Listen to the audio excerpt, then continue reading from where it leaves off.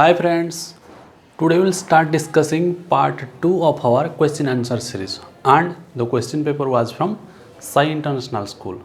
Last class में हम लोगों ने 10 क्वेश्चंस को डिस्कस किया था। आज उससे आगे जो भी क्वेश्चंस है उसी को एक एक करके डिस्कस करेंगे, साथ में उसी के रिलेटेड कंसेप्ट्स को भी डिस्कस करेंगे। तो स्टार्ट करेंगे आज की class. My name is Sai Shyam and welcome back to my channel maths with Sai. आज का जो पहला क्वेश्चन है दैट इज एक फिगर है। यहाँ पे इस फिगर में हमें क्या करना है, कुछ डाटा दिया गया है। ओके, क्या डाटा दिया हुआ है? A B parallel C D, A B C D के साथ पैरेलल है। अगर पैरेलल है तो मैं ये सिंबल दे देता हूँ, ठीक। फिर A P equals to P C, A P equal to P C picture में दिया हुआ है। Prove that P is the mid point of B D. B D कौन सा? ये बी डी का जो मिड पॉइंट P होगा। इसका मतलब हमें प्रूफ क्या करना है, B P equals to P D. अगर हम प्रूफ कर देते हैं तो क्या हो जाएगा, ये P हो जाएगा बी डी का मिड पॉइंट, ठीक। तो हमें प्रूफ क्या करना है, टू प्रूफ, क्या प्रूफ करना है, B P equals to P D. B P equals to P D अगर प्रूफ कर देते हैं तो P हमारा बी डी का मिड पॉइंट हो जाएगा। तो इसको करने से पहले हमें कन्ग्रुएंसी के बारे में पता होना चाहिए। तो कन्ग्रुएंसी, अगर हम ये दोनों ट्रायंगल को कन्ग्रुएंट कर देते हैं, ये ऊपर वाला ट्रायंगल साथ में ये जो नीचे का ट्रायंगल, अगर दोनों ट्रायंगल कन्ग्रुएंट हो जाता है फिर हमें क्या मिल जाएगा, सी पी सी टी सी में ये B P equals to P D मिल जाएगा। स्टार्ट करेंगे कन्ग्रुएंसी। तो यहाँ पे in triangle A P B and triangle C P D, ध्यान से देखना, in triangle A P B, in triangle A P B and triangle C P D, ठीक। अच्छा, ये दोनों पैरेलल दिया हुआ है, हाँ या नहीं? यहाँ पे और एक पैरेलल लाइन में बना देता हूँ, समझने के लिए आसान होगा। ये हो जाता है हमारा ट्रांसवर्सल। अगर ये इसके साथ इक्वल है तो ये कौन सा प्रॉपर्टी होगा, ये होता है अल्टरनेट इंटीरियर, ठीक। वैसे ही इस फिगर में हमारा अगर हम देखते हैं यहाँ पे ए बी सी डी के साथ पैरेलल है, हाँ या नहीं? तो ये जो एंगल 4 है 3 के साथ इक्वल होगा, हाँ या नहीं? तो एंगल 4 कौन से ट्रायंगल में आता है, ए पी बी में आता है angle 4। Angle 4 will equal with angle 3। क्यों? क्योंकि ये अल्टरनेट इंटीरियर एंगल्स होते हैं। वैसे ही same A B parallel C D, A B parallel C D, angle 1 angle 2 के बराबर होगा। क्यों? वैसे ही सेम ये हो जाता है ट्रांसवर्सल, ये हो जाएगा क्या, अल्टरनेट इंटीरियर। अगर यहाँ पे और एक बना दूँ मैं तो ये इसके साथ इक्वल होगा। क्यों होगा? Alternate interior. ये है एंगल 1, ये है एंगल 2, दिख रहा है? एंगल 1 एंगल 2 के बराबर इसलिए होगा क्योंकि ये होता है अल्टरनेट इंटीरियर। ओके, अब ए पी पी सी के बराबर है, ये ऑलरेडी गिवन है। ए पी पी सी के बराबर है, ये क्या है, गिवन है। तो यहाँ पर हम कह सकते हैं triangle A P B congruent to, A point किसके ऊपर आएगा, सी के ऊपर आएगा, ट्रायंगल सी। नेक्स्ट है पी, पी पी के ऊपर आएगा और एक बच जाता है डी। तो अब हमें A P B C P D के बराबर कन्ग्रुएंसी मिल गया। अगर कन्ग्रुएंसी मिल गया, अब ये ढूंढना है कि कौन सी कन्ग्रुएंसी में हमने इसको प्रूव किया। कौन सी कन्ग्रुएंसी? यहाँ पे दो एंगल क्या है, एक साइड क्या है, तो ये हमारा हो जाएगा एंगल एंगल साइड कन्ग्रुएंसी के अंदर, ठीक। कौन सा congruency? Angle angle side congruency. End result में हमें जो सी पी सी टी से मिलेगा, हम लिख सकते हैं B P equals to P D. क्या लिख सकते हैं? B P equals to P D and side में सी पी सी टी सी। ये सी पी सी टी सी क्या होता है? Congruent parts of corresponding triangles are congruent. Clear? अब यहाँ पे मैं लिख सकता हूँ जो P होगा mid point of BD। Clear? समझ में आ गया। तो ये क्वेश्चन बहुत इजी था क्योंकि यहाँ पे ऑलरेडी पैरेलल दे दिया था। तो देखते ही हमें पता चल जाएगा कि ये कैसे होने वाला है या फिर कौन सा टेक्निक अप्लाई करके हम इसको सॉल्व करेंगे। ठीक है, चलते हैं नेक्स्ट क्वेश्चन के पास। नेक्स्ट क्वेश्चन इज एक्सप्रेस 5.2222 इस तरह का कंटिन्यू रहेगा इन P/Q फॉर्म। ठीक, तो इस क्वेश्चन को ऑलरेडी हमने चैनल पे डिस्कस किया है। ठीक, इसको कैसे करते हैं, दोनों मेथड से करेंगे, डायरेक्ट जैसे सॉल्व करना है और साथ में ट्रिक के साथ भी करेंगे। तो हम क्या करते हैं, ये जो वैल्यू है इसको x मान के चलते हैं। Let x equals to 5.222। Okay, and अब क्या करेंगे, दोनों तरफ 10 इंटू करते हैं। x के साथ अगर 10 इंटू करते हैं ये हो जाएगा 10x, एंड इसके साथ 10 इंटू करने से ये जो डेसिमल पॉइंट है ये आ जाएगा यहाँ पे 2 के बाद 52.222। ठीक है, तो ये होता है हमारे लिए इक्वेशन 1 एंड इसको मैं इक्वेशन 2 कर देता हूँ। अब ध्यान से देखना, ये दोनों इक्वेशन का जो राइट हैंड साइड है डेसिमल के बाद वाला पार्ट, दोनों के लिए क्या है, सेम है। एंड हमारा टारगेट हमेशा ये होता है कि कैसे भी करके हम क्या करेंगे, ये राइट हैंड साइड को कैंसिल कर देंगे। तो कैंसिल करने के लिए हम क्या करते हैं, 10 इंटू करके चलते हैं। तो पहला वाला स्टेप में ऑलरेडी हमारा जो राइट हैंड साइड है डेसिमल पॉइंट के बाद वाला साइड, ये दोनों इक्वल आ गया। तो इसके बाद हम नहीं करेंगे, यहाँ पे लिखता हूँ मैं सबट्रैक्टिंग इक्वेशन 1 फ्रॉम इक्वेशन 2। ठीक, ये इक्वेशन से इसको क्या करेंगे, सब्ट्रैक्ट करेंगे। कैसे, तो LHS से सब्ट्रैक्ट होगा, 10x माइनस x होता है हमारा 9x इक्वल्स टू 52.222 माइनस 5.222। तो ये दोनों की राइट हैंड साइड क्या हो जाएगी, कैंसल हो जाएगी। 52 पॉइंट अगर मैं ऐसा लिखूँगा 222 माइनस 5.222, इसमें क्या होता है, ये जो राइट हैंड साइड है दोनों का, ये दोनों क्या हो जाएगा, कैंसिल हो जाएगा। ठीक, अब 9x इक्वल्स टू कितना बचता है, 52 माइनस 5। अगर यहाँ पे इसको ऐसे में लिखूँगा 52.222 ऐसे लिख रहा हूँ, 5.222। ध्यान से देखना, ये जो राइट हैंड साइड है ये दोनों कैंसिल हो जाए, सिर्फ 52 माइनस 5 बचता है कितना, 47। ओके, यहाँ हो जाएगा हमारा value 47। This implies x equals to 47/9 हो जाता है हमारा प्रोसेस के साथ आंसर। अब चलते हैं ट्रिक के पास। ट्रिक क्या कहता था, ट्रिक हमेशा ये कहता था कि ये जो 5.222 है इसको मैं ऐसे लिख सकता हूँ, कैसे, 5.2 बार लिख सकता हूँ। एंड रूल कहता है ये क्वेश्चन जो भी है ये पूरा क्वेश्चन को मैं एक साथ लिख दूंगा, जैसे कि 52। ओके, एंड जिसके ऊपर बार नहीं है उसको मैंने क्या करना है, माइनस करना है, -5 बाय जितने नंबर के ऊपर बार है उतनी ही 9 लिखना है। एक ही नंबर के ऊपर बार है तो एक ही 9 लिखना है। समझ में आया। पहले क्या करेंगे, पूरा का पूरा नंबर लिख दिया मैंने, फिर माइनस किया। किसको माइनस किया, जिसके ऊपर बार नहीं है। सिर्फ 5 के ऊपर बार नहीं था तो 5 रिपीट नहीं हो रहा है, उसी को हम माइनस करते हैं। 52 माइनस 5 किया, डिवाइडेड बाय जितने नंबर के ऊपर बार का साइन था उतने ही 9 लिखना है। एक ही नंबर के ऊपर बार का साइन है तो एक ही 9 है। This equals to 47/9। दोनों आंसर हमारा क्या है, सेम है। ओके, तो प्रोसेस के साथ कर सकते हैं या फिर टेक्निक के साथ भी कर सकते हैं। ओके, अब देखेंगे हमारी और का जो क्वेश्चन है। और का क्वेश्चन क्या है, और का क्वेश्चन कहता है 5 square root of 125 plus 15 square root of 1/5।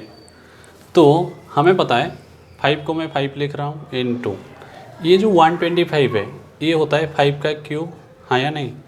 And ये जो स्क्वायर रूट है, अगर स्क्वायर रूट को मैं पावर की फॉर्म में लिखूँ, जैसे कि ऐसा लिखवाया, रूट a को मैं लिख सकता हूँ a टू द पावर 1/2, हाँ या नहीं।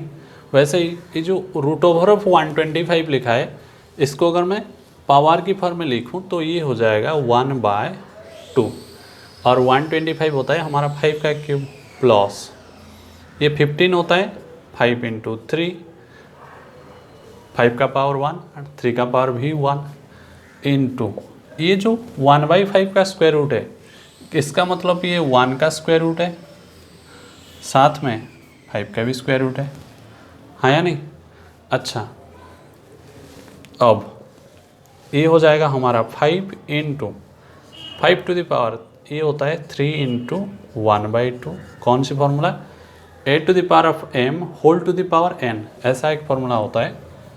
a⁴m whole to the power n equals to a⁴m × n। इस फॉर्मूला में ये हो जाएगा 3 × 1/2। अब 5 का पावर 1 ही रहेगा, 3 का 1 इंटू रूट ओवर ऑफ 1 होता है 1, क्लियर। ये जो 5 का स्क्वायर रूट है, इसको मैं फिर से पावर में लिख देता हूँ, 5⁴1/2 हो गए। अब यहाँ देखना, 5 को ऐसे ही 5⁴1 लिख रहा हूँ, इसको 5⁴3/2 लिख लिया, प्लस 5⁴1 इंटू 3⁴1 इंटू ये जो 5⁴1/2 डिनोमिनेटर में है, अगर इसको मैं न्यूमरेटर लेके आ जाऊँगा, ये हो जाएगा 5⁻⁻1/2, ठीक। अगर डिनोमिनेटर से मैं न्यूमरेटर में लेके आ जाता हूँ तो ये क्या हो जाएगा, पावर नेगेटिव हो जाएगा, ओके ठीक। अब यहाँ पे सेम बेस है, पावर क्या हो जाएगा, ऐड हो जाएगा। कौन सी formula? Again a⁴m into a⁴n अगर है तो हम क्या करते हैं, a⁴m + n करते हैं। अगर दोनों की बेस सेम है तो पावर क्या हो जाता है, ऐड हो जाता है। यहाँ पे 1 + 3/2 ओके, प्लस 5⁴1 ये जो -1/2 ये दोनों क्या हो जाएगा, ये फॉर्मूला में आ जाएंगे, 5⁴1 इंटू 5⁻⁻, तो ये हो जाएगा 1 + -1/2 इंटू 3⁴1।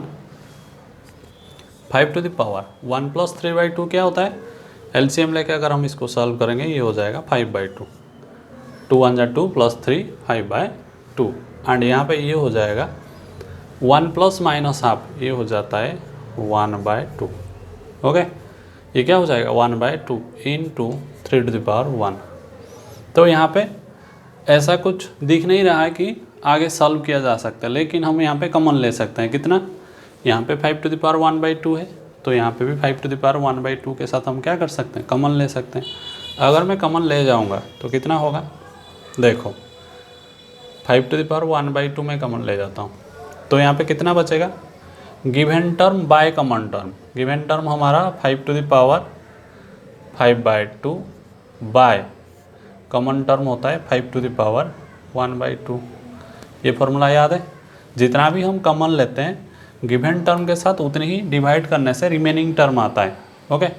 जितना हमने कॉमन लिया 5⁴1/2 कॉमन लिया मैंने, गिवन टर्म हमारा था 5⁵5/2, कितना था 5⁵5/2, उसी के साथ जो कॉमन टर्म है उसको मैं डिवाइड करने से रिमेनिंग टर्म निकल के आता है, प्लस यहाँ पे भी सेम 5⁴1/2 इंटू 3 बाय 5⁴1/2, ओके। अब 5⁴1/2 यहाँ पे क्या हो जाएगा, a⁴m/a⁴n, और एक फार्मूला है हमारे पास a⁴m/a⁴n इक्वल टू a⁴m-n। अगर मैं यहाँ पे लिखूँगा 5⁵5/2 -1/2 प्लस ये 5⁴1/2 1/2 कैंसल, सिर्फ 3 बचेगा, ओके। एंड यहाँ पे 5⁴1/2 इंटू ये कितना होता है 5⁵5/2 -1/2, मतलब 5 - 1 4/2, 5 का स्क्वायर हो जाएगा plus 3, this equals to 5⁴1/2 into 5 का स्क्वायर होता है 25 प्लस 3 28 इंटू 5⁴1/2, या फिर हम इसको ऐसे लिख सकते हैं 28√5, ठीक। क्वेश्चन थोड़ा सा टेढ़ा था तो इसको हम ऐसे ही सॉल्व कर सकते हैं, नहीं तो उसके और में ये जो क्वेश्चन था ये बिल्कुल ईजी था, जैसे आपकी मन चाहे वैसे ही आप लोग आराम से सॉल्व करना। ठीक, करेंगे next question. Next is find the value of a such that x minus 5 is a factor of the polynomial x cube minus 3x square plus ax minus 10।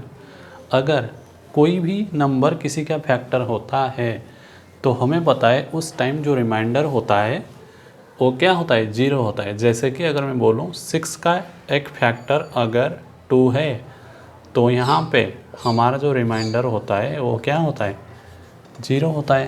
And according to remainder factor theorem, उस theorem के according अगर x minus 5 इसका factor है तो हम क्या करते हैं, अगर x माइनस 5 इसका फैक्टर है तो x माइनस 5 में x का वैल्यू निकाल के इस पॉलिनोमियल में उसको डाल देंगे एंड हमारा जो रिमाइंडर होगा वो 0 आएगा। क्यों?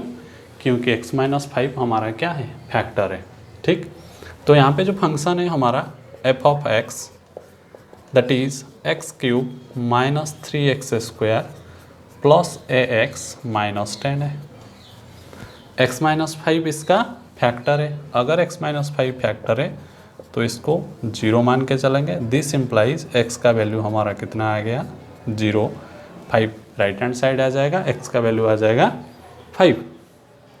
अब हम क्या करेंगे, अब ये जो f ऑफ x है x का वैल्यू 5 लगा देंगे एंड हमें क्या मिलेगा, 5 लगाने से इस पॉलिनोमियल का वैल्यू क्या आ जाएगा, 0 आ जाएगा।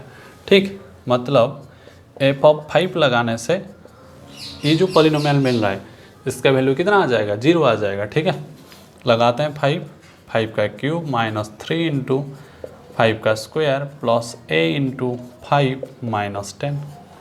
ओके, f ऑफ 5 लगाने से इसका वैल्यू कितना आ जाएगा, 0 आ जाएगा। तो अगर हम इसको SL भी लिख सकते हैं, f ऑफ 5 का वैल्यू 0 आ जाएगा। 5 का जो क्यूब होता है दैट इज 125 माइनस 3 इंटू 5 का स्क्वायर होता है 25 plus 5a minus 10। Okay, this implies 0 equals to 125 minus 3 into 25 होता है 75 प्लस 5a माइनस 10। सॉल्व कर देंगे इसको, 125 ये माइनस 75 माइनस 10, इसको और थोड़ा सा सिंप्लीफाई करते हैं आराम से। ये हो जाएगा, ये दोनों हो जाएंगे minus 85 plus 5a, this equals to 0। 125 minus 85 कितना हो जाएगा, 5 माइनस 5 होता है 0, 12 माइनस 8 होता है 4, 40 प्लस 5a। इसका मतलब 40 प्लस 5a का वैल्यू कितने के बराबर है, 0 के बराबर है। हम लिख सकते हैं 40 plus 5a equals to 0। This implies 5a equals to minus 40 and a equals to minus 40 by 5 which is equal to minus 8 हो जाता है हमारा आंसर। ठीक है, क्वेश्चन बहुत सिंपल था बट हमें यहाँ पे आराम से सोच समझ के आंसर करेंगे तो हमारा आंसर इजीली निकल जाएगा। ठीक है, तो ये था क्वेश्चन नंबर 11 की आंसर। चलते हैं नंबर 12 के पास। नेक्स्ट क्वेश्चन भी हमारा कन्ग्रुएंसी के ऊपर बेस्ड है। ओके, इस पिक्चर में कुछ डाटा दिया गया है, प्रूव क्या करना है हमें, बी एंगल सी एंगल के बराबर प्रूव करना है, मतलब ये एंगल इसके बराबर प्रूव करना है। क्वेश्चन देखते ही हमें पता चल जाता है कि ये कन्ग्रुएंसी का क्वेश्चन है। ओके, तो फिगर में क्या दिया हुआ है, ए बी इक्वल टू ए सी दिया हुआ है, ए बी ए सी के बराबर है, C D equals to B E, C D B E के बराबर है, D and E are mid points of A B and A C. अगर डी ई मिड पॉइंट्स है तो A D equal to B D होगा, A E equal to सी होगा। पहले जो डाटा दिया है हम क्या करेंगे, उसको एक एक करके नोट कर लेंगे फिर प्रूफ करेंगे। ओके, तो क्या गिवन है लिख देता हूँ मैं, क्या क्या दिया गया है। क्या दिया गया है, हमारे पास है A B equal to S C, A B A C के बराबर है, ए बी ए सी के बराबर है, फिर सी डी बी के बराबर है, C D equals to B E, D and E are mid points of H C. अगर डी ए बी का मिड पॉइंट है, क्या है, डी ए बी का मिड पॉइंट है, तो मैं लिख सकता हूँ ये जो ए डी होगा बी डी के बराबर होगा, हाँ या नहीं। मैं लिख सकता हूँ A D equals to B D and E जो है ए सी का मिड पॉइंट है, तो ए ई इक्वल टू ई सी होगा, ए ई इक्वल टू ई सी होगा। और एक बात, अगर ए बी इक्वल टू ए सी है, अगर ए बी ए सी के बराबर है, तो ये जो चार वैल्यूज है ये चार भी इक्वल होंगे। कैसे, मान लो ए बी 8 सेंटीमीटर है, तो ए सी भी कितना होगा, 8 होगा। अगर ए बी का वैल्यू ए सी के बराबर है, यहाँ पे पहले डाटा दिया है A B equal to A C, अगर ए बी इक्वल टू ए सी, मान लो ए बी 8 सेंटीमीटर है, ए सी भी 8 है, तो ए डी कितना होगा, 4, बी डी भी 4, ए ई भी 4, ई सी भी 4। मतलब A D B D A E C ये चार वैल्यूज क्या हो जाएंगे, इक्वल हो जाएंगे। ठीक, अब हमें क्या करना है, टू प्रूव हमारा है b इक्वल्स टू सी। तो b जिस ट्रायंगल में आएगा हम क्या करेंगे, उसी ट्रायंगल को एक कंसीडर करेंगे, c जिस ट्रायंगल में आता है और एक ट्रायंगल ले जाएंगे। तो b कौन सा ट्रायंगल में आता है, अगर हम ध्यान से देखेंगे तो b हमारा कौन सी ट्रायंगल में आता है, ये ट्रायंगल में आता है। इसको छुपा के करेंगे तो समझने के लिए आसान हो जाएगा। ध्यान से देखना, b हमारा आता है इस ट्रायंगल में, मतलब ए बी ई में आता है b। ठीक, तो प्रूफ में हम क्या करेंगे, इन ट्रायंगल ए बी ई एक ले लिया, और दूसरा ट्रायंगल में इसको ले जाता हूँ, कौन सा, ए सी डी। ठीक है, दूसरा ट्रायंगल है हमारा ए ट्रायंगल ए सी डी। ठीक है, ये वाला और एक ट्रायंगल हो जाएगा, इसको देखना, ये और एक ट्रायंगल हो जाएगा ए सी डी। अब हम क्या करेंगे, एक एक करके इसको, कोई भी हमारे पास जो चार कॉन्ग्रुएंसी है उसी में से कोई एक कॉन्ग्रुएंसी के अंदर अगर ये आ जाएगा तो फिर काम हो जाएगा। ध्यान से देखो, ए बी ई ट्रायंगल में, कौन सा ट्रायंगल, ए बी ई, इसका एक जूम पिक्चर मैं यहाँ पे बना देता हूँ। ए बी ई, ए बी कैसा है,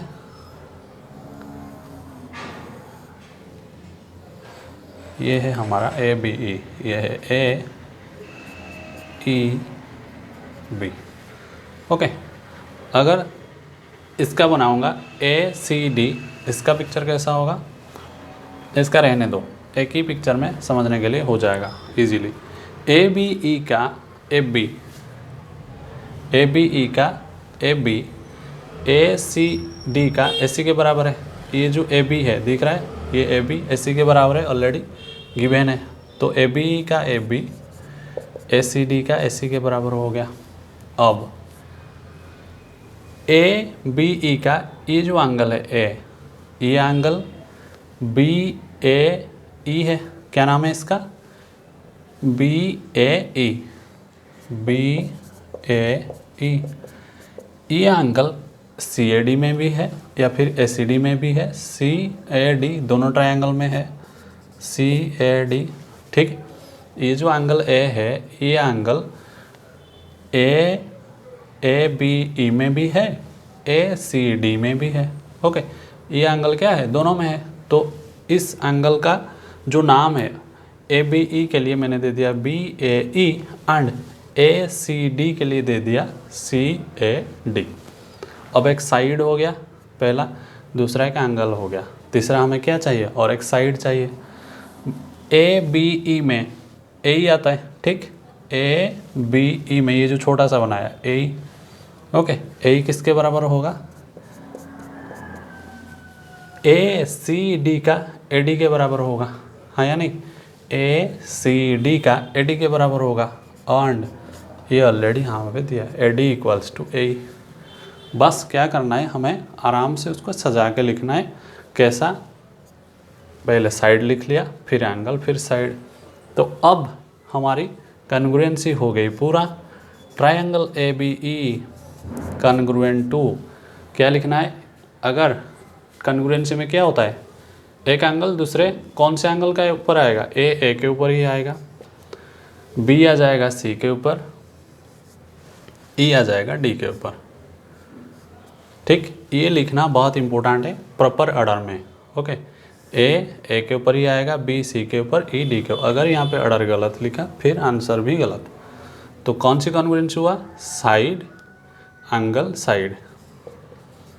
अगर साइड एंगल साइड कॉन्ग्रुएंसी में ये कॉन्ग्रुएंट हो गया तो हम कह सकते हैं ए बी ई एंगल जो कि एंगल बी है, ए बी ई एंगल जो कि एंगल बी है, ए सी डी एंगल के बराबर होगा जो कि एंगल सी है, सी पी सी टी सी के रूप में।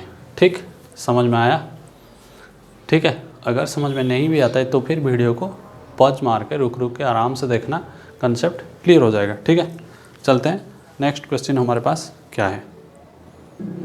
नेक्स्ट क्वेश्चन भी सेम टाइप का है। ठीक, यहाँ पे जो डाटा है ऑलरेडी पिक्चर में रिप्रेजेंटेड है, ओके, मेंशन्ड है। सीधा हमें प्रूफ क्या करना है?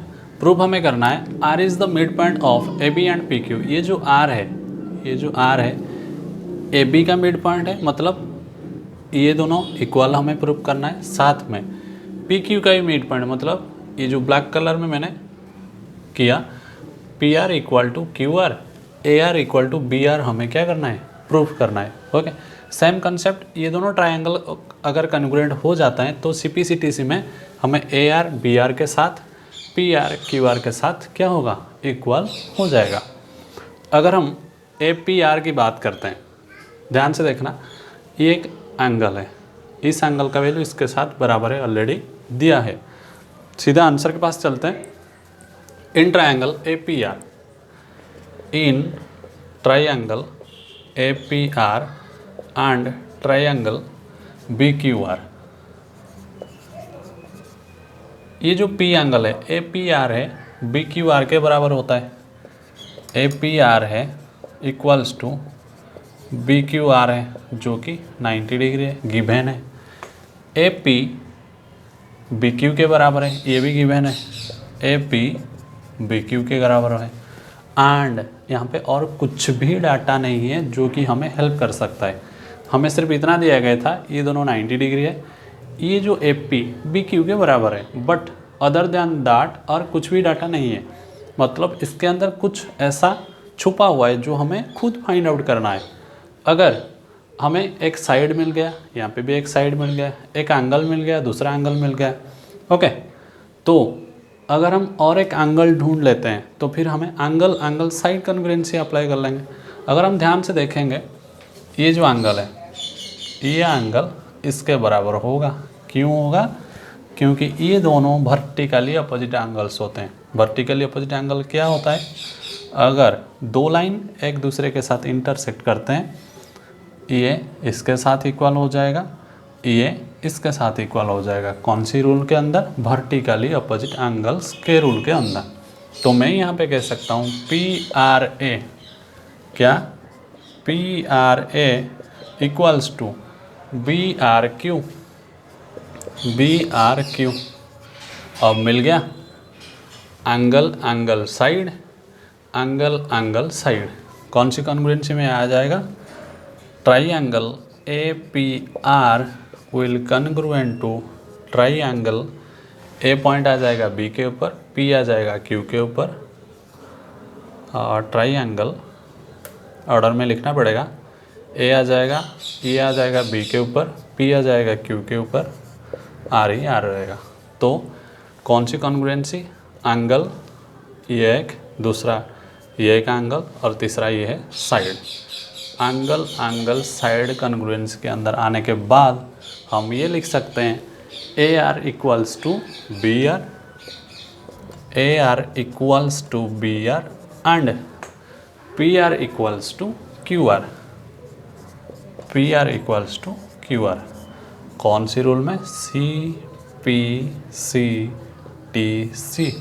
Corresponding parts of congruent triangles are congruent. Clear? ये हो गया। उसके और के जो क्वेश्चन था वही क्वेश्चन, ठीक है। तो आज हमने ज़्यादा क्वेश्चन शायद कॉन्ग्रुएंसी के ऊपर डिस्कशन किया। जो भी क्वेश्चन था हमने उसको एक एक करके हर एक कंसेप्ट को समझा। होप ये सारे कंसेप्ट एंड क्वेश्चंस आप लोगों को समझ में आया होगा।